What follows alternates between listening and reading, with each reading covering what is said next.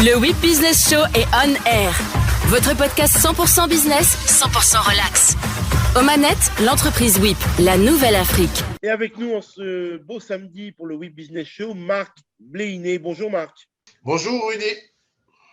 De manière très simple, tu as créé le Royal Business Service en France et en Côte d'Ivoire. D'où t'est venue cette belle idée pour faire ce beau service? L'idée m'est venue simplement d'un voyage en France. Probablement, je vivais en Côte d'Ivoire depuis toujours. Et là, j'arrive en France, je découvre qu'il y a des néobanques. J'en ai entendu parler, mais là, je découvre, je m'inscris et je me dis pourquoi pas rapporter l'idée en Afrique où il se pose déjà des problèmes de bancarisation. Et globalement, voilà d'où m'est venue l'idée. Oui, mais alors comment t'es venue cette expertise? Parce qu'on ne démarre pas un jour, on se dit tiens, on va faire une fintech. Est-ce que tu peux nous raconter un peu ton parcours?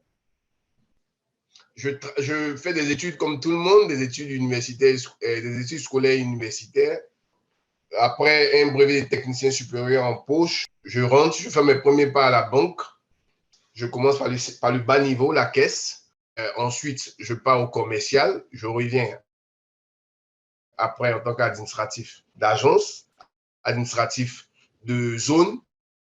Et je vois un peu les difficultés qui sont liées à la banque en Afrique.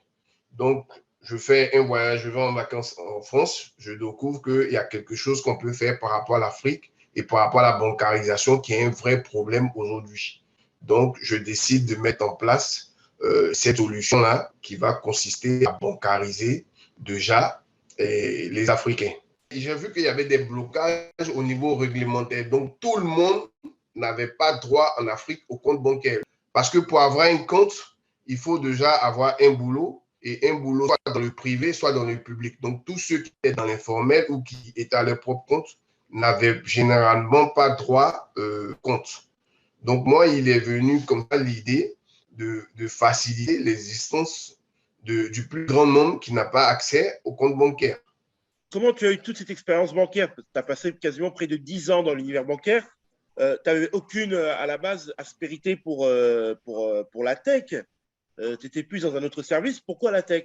Que Internet n'est pas assez développé et que moi-même, en tant qu'individu, je me suis très souvent intéressé. Je dirais qu'en grippe, je suis tout ce qui est fintech et tout ce qui est informatique, nouvelles technologies. Donc, en poussant un peu plus et en essayant de marier la finance que j'ai vécue et la tech, ça m'a donné l'envie de faire une banque digitale. À la banque, déjà… Tu n'es pas la seule fintech à agir entre l'Europe et l'Afrique. Les principales difficultés, c'est le management, c'est comment répondre à un service SAV quand on est si loin de ses clients, parfois géographiquement. Alors, comment toi, tu as réussi à trouver des réponses à ces problèmes? Déjà, il faut souligner qu'il y a une difficulté réglementaire. On sait qu'aujourd'hui, tout ce qui est bancaire tourne assez réglementé, que ce soit en Europe qu'en Afrique, mais plus encore réglementé ici. Et on est parti de deux constats, c'est que les Africains, ils payent vraiment cher pour envoyer de l'argent. Là-bas, c'est difficile aussi de réceptionner parce que souvent, il y a plusieurs problèmes. Là, on s'est dit qu'il faut penser à quelque chose qui peut faciliter tout ça.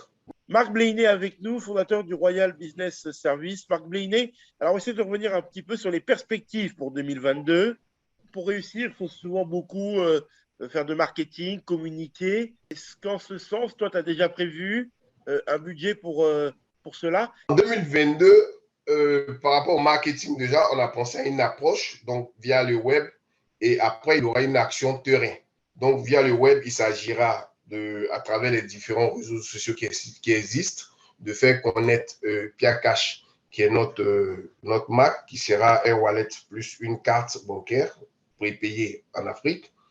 Et une approche déjà pour un marketing. Comment tu comptes te développer en 2022? Sur les réseaux sociaux. Et puis après, on a pensé à trouver des influenceurs pour pouvoir faciliter. On a pensé à des gens très connus par rapport à l'Afrique pour qu'ils puissent parler de notre produit.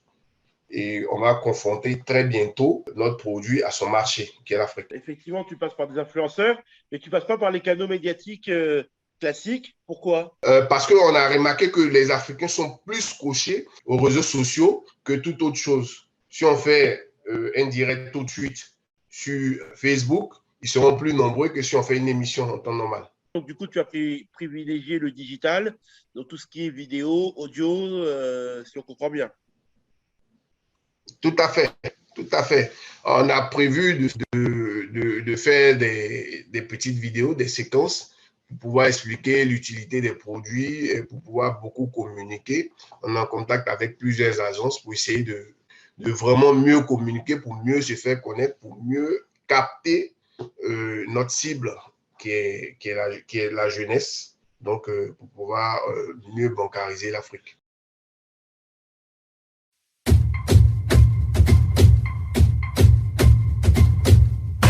Le WIP Business Show est on air. Votre podcast 100% business, 100% relax. Aux manettes, l'entreprise WIP, la nouvelle Afrique.